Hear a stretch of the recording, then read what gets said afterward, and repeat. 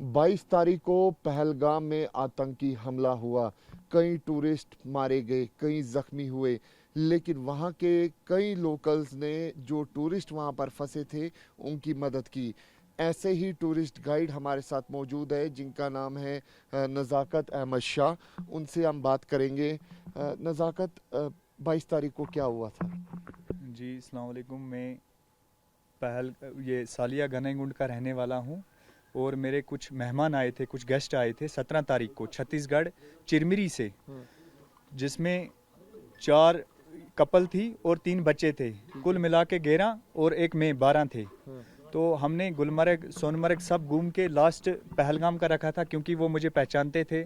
हम वहाँ जाते हैं शाल बेचने विंटर में, 3 महीने उनके घर में भी रहते हैं, जो लकी प्रासर हैं उनके यहाँ रूम भी हमारा रहता है।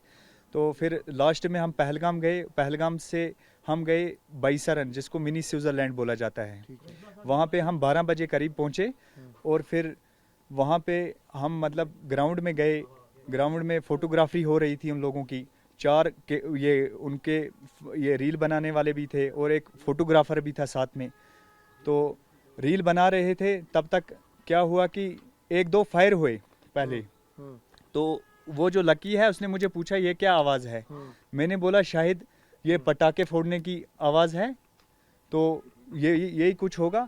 फिर थोड़ा सा बीच में कुछ समय मतलब 10-15 सेकंड हुए तो नीचे से फायरिंग और होने लगी। अच्छा। हाँ, बोला क्या हुआ कि सब लोग 1-2 हज़ार टूरिस्ट था वहाँ पे, सब मतलब डर गए, नीचे लेट गए। हम भी नीचे लेट गए। मैंने उसके बच्चे को सीने के साथ लगा के मैं भी नीचे लेट गया।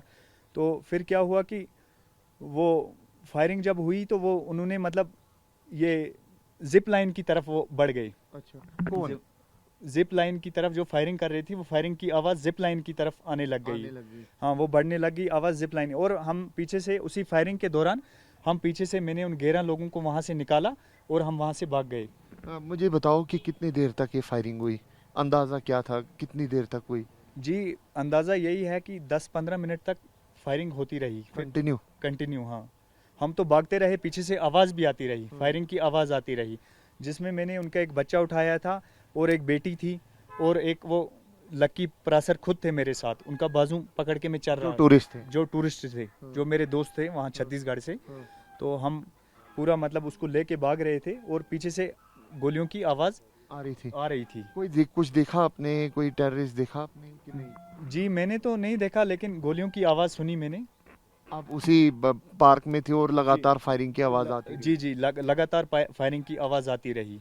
फिर जैसे आपने निकाले, कहाँ की तरफ गए आप? हम तो वहाँ से मतलब भागे ये पहलगाम की तरफ ही। आपको लगा कि आज सामने मौत है? जी जी, बिल्कुल लगा, बिल्कुल लगा। और हमने एक बार जब नेट से हम छलांग मारने वाले थे, तो हमने अपना फ़ोन भी निकाला। हमने बोला अगर नेटवर्क होते, हम घर में, मेरी 2 बेटियां हैं, मैंने बोला मैं उससे आखिरी बात कर लूँ। आपने अपनी जान पर खेला और सबसे पहले दिमाग में आया कि लोगों को बचाया जाए? जी, मेरे दिमाग में पहले आए ये हमारे मेहमान हैं, हम इनका मोस्ट वेलकम करते हैं, हम इन्हीं का खाते हैं, हम टूरिस्ट से ज़्यादा व्यवस्था हैं। हमारे पापा अमरनाथ में काम करते हैं, उन्होंने यही मतलब टूरिस्ट का हमको खिलाया है, हम टूरिस्ट का बचपन से खा रहे हैं। तो हम टूरिस्ट का हमको यही ख्याल आया कि हमारी जान से ज़्यादा इनकी जान बढ़ के है, इनकी जान हमको बचानी है किसी भी हालत में। क्या मंजर था वहाँ पे? क्या कुछ देखा आपने? मंजर यही था, सामने मौत थी। तो यही था कि सारे डरे हुए थे, सारे लोग भाग रहे थे, वहाँ कोई किसी के साथ था नहीं। तो जब मैंने वो टूरिस्ट ने मुझे बोला मेरे बच्चे को बचाओ, तो उस टाइम मेरे आंखों से आंसू आया। मैंने बोला इसको अपनी जान का फिक्र नहीं है, इसको बच्चे की जान का फिक्र है। तो अब मुझे भी छत्तीसगढ़ से ही फ़ोन आ रहे हैं, छत्तीसगढ़ से ही मेरे पास अब मतलब वीडियो आ रहे हैं। वो लोगों ने मतलब घर में बताया है, उनके घर में मीडिया है, अभी उनके घर में मीडिया की जानब से मेरे पास वीडियो पहुंचा। अच्छा। जी। अब आप, क्योंकि अब पहलगाम में जिस तरीके से हुआ, क्या कहेंगे इस इंसिडेंट को लेकर? आपको लगता है कि ये इंसानियत है ही नहीं, हैवानियत से भी बदतर काम की? जी, ये बिल्कुल हैवानियत है, ये इंसानियत है ही नहीं है। ये इंसानियत का बिल्कुल जनाजा उठाया गया है, क्योंकि ये टूरिस्ट लोग इतने दूर से आते हैं, यहाँ खर्चा करने आते हैं, और इन्हीं के बदौलत हम लोग भी थोड़ा बहुत रोज़गार कमाते हैं। हमें तो इस टाइम अपनी जगह पे ये दुख है कि ये इंसानियत का जनाजा उठाया गया है। और जो मेरे गेस्ट थे वो भी मतलब आज सुबह मैं एयरपोर्ट उनको छोड़ के आया, मैं रो के आया वहाँ से भी। और मेरा वीडियो उन्होंने बनाया। मुझे सीआरपी वालों ने वहाँ चुप करवाया कि आप मत रोइए, क्योंकि मेरा यही था कि मेरा जिन लोगों को, वो मेरा भाई से बढ़ के है जो यहाँ पे आया था, और ये नहीं होना चाहिए था हमारे पहलगाम में। तो बदकिस्मती से ये हो गया, इसका तो हमको भी अफसोस है।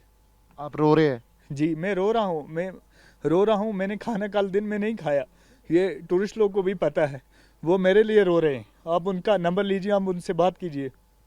वो बोल रहे हैं आप हमारे लिए फरिश्ते हो, जिन्होंने आप हमारी जान बचाई है। हम उनके बेटे को लेके आए नीचे तक, 11 लोगों को हमने सुरक्षित निकाला वहाँ से। लेकिन हम यही बोलना चाहते हैं, ये दहशतगर्दी जो है ये नहीं होना चाहिए। बिल्कुल लोग आ रहे थे, अमन प्रस्त था यहाँ पे, बिल्कुल टूरिस्ट लोग आते थे, हम भी कमाते थे। हमारा ना कोई नौकरी है ना कुछ, यही टूरिस्ट से हम वाबस्ता हैं। अपना गाइडिंग करते थे और अपने बच्चों को पालते थे। मुझे 2 बेटियां हैं, तो यही। ये देखिए, ये असली कश्मीरियत है। अपनी जान की परवाह ना की, बल्कि उन लोगों को बचाया जिनकी वजह से इनका रोज़गार चल रहा था। मंज़र सोचिए कि बता रहे कि किस तरीके का वहाँ पर मंज़र था। लगातार फायरिंग हो रही थी, लेकिन उस फायरिंग के बीच भी जो टूरिस्ट थे उनको इन्होंने निकाला। ये बता रहे कि किस तरीके से वहाँ पर लोग आए, वहाँ पे लगातार जो लोग थे वो घूम रहे थे, अपने अपने एंजॉयमेंट कर रहे थे, लेकिन अचानक से इस तरीके का हादसा जो है वो वहाँ पर हो जाता है। पूरा देश गुस्से में है। ना सिर्फ बाकी राज्यों के, बल्कि जम्मू कश्मीर में ख़ास तौर पे हर कोई एक ही मांग कर रहा है कि इस तरीके से ये इंसिडेंट जो है वो नहीं होना चाहिए, और अब पूरी तरीके से अब जो बदला है वो लिया जाए। कैमरा पर्सन अनुदीप शर्मा के साथ अंकित भट्ट, TV9 भारतवर्ष के लिए।